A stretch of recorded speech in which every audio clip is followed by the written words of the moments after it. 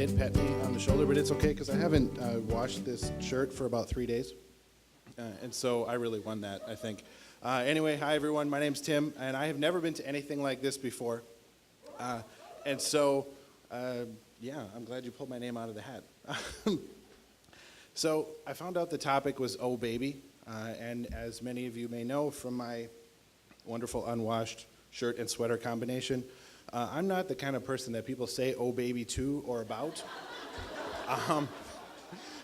Nor is it part of my daily vocabulary, so I will also be telling stories about babies.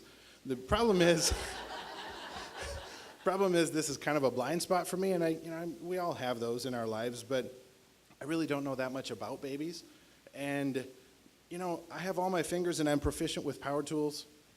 I can fix my own car, I can quote Shakespeare, I play the bagpipes, I can order a beer in 4 languages.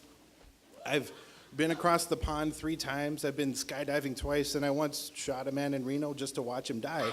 But I don't know anything about babies. I'm 36 years old and I've never changed a diaper. I tried once and I couldn't figure out which was the front and which was the back of the diaper. And so this is kind of what I'm working with. And so a couple years ago, some good friends of mine called me up and said, hey, we want to get out of the house for a couple hours. Will you babysit our infant daughter? And I'm a good friend, so I said yes. And then I hung up the phone and immediately called my girlfriend, who's now my wife, and said, I need you to come babysit me for this time. Because, and here's the thing, all you single guys out there, listen up for a second. I know how to socially interact with babies, and it's super easy. The whole process takes 45 seconds. You hold them like this, you support the head right here, you go boop on the nose, you tell them how cute they are, and you do a little bit of this back and forth, kind of the Axl Rose thing for any GNR fans out here. And then you pass them on to the next person or give them back to the parents. And that's really it. And after that, I'm kind of stuck. And so I wasn't sure what to do for 2 hours. And part of the problem in this is I'm an only child, and so I have no younger siblings. My youngest person in my extended family is 9 years old, and so I don't really have any opportunities to spend time with young children. And so I'm kind of working with stuff I remember from my own childhood. Now, for those of you doing the math, I was born in 1980. And my mom likes to tell this story. We're driving down 9th Street in Moorhead, right by the police station, and she gets pulled over. And the reason she gets pulled over is because I am standing on the front seat of the car with my hands on the dash like this, like I'm some navigator on a pirate ship, staring out the window.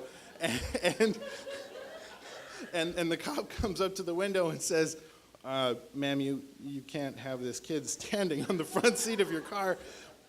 You got to have him sit down and put a seatbelt on him. Bear in mind, all you parents out there, there's no discussion of why isn't he in the back? Do you have a car seat? Do you have a booster seat? Why is it not rear facing?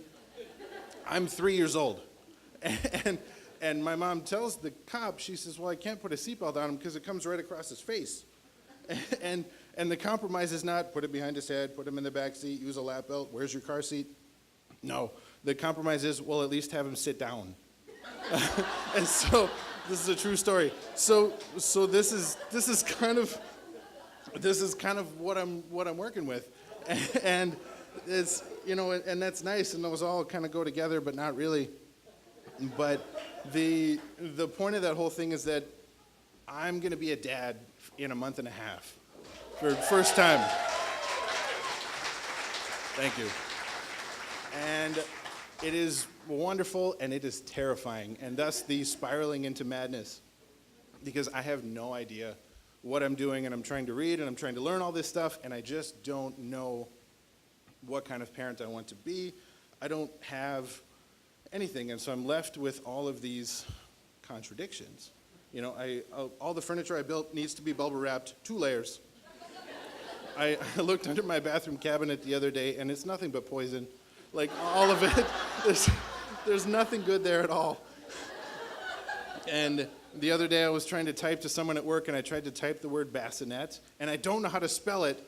And that's maybe not so bad, but you guys should probably know that I have a college degree in English writing. And I really need to to kind of get over that. But so I'm stuck with all these contradictions about, you know, you need to disinfect this needs to be sterile, this needs to be antibacterial, but your babies are also supposed to eat dirt because it's good for the immune system. Babies are used to white noise because that's what they hear in the womb, but every time I'm near a baby that's just gone to sleep, someone's always going, shh, shh, we just put the baby to sleep. Okay, fine. And if you're lucky enough to get a baby who sleeps through the night, apparently you have to wake them up because their stomach's not big enough to keep them fed for the whole time. And so, how's that for a Pyrrhic victory? And so I'm learning all this stuff, and it's driving me, it's driving me crazy. And so I'm not able to sleep the other night, and this is a real thing on my phone. It's like 2 o'clock in the morning, and I wake up, and I'm trying to think of what I'm going to say for this thing in case they draw my name. And I write down some notes right here, and this is what it says, because it kind of starts and then it goes downhill pretty quickly. It says, life has equipped me for everything but this. Life has uniquely equipped me for this. I can't spell bassinet.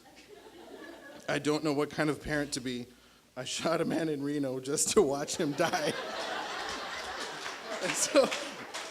And so I opened this up at like 9 o'clock the next morning, and I went, oh, okay. So I guess that's that. And so you remember from the beginning the guy whose daughter I babysat for 45 seconds?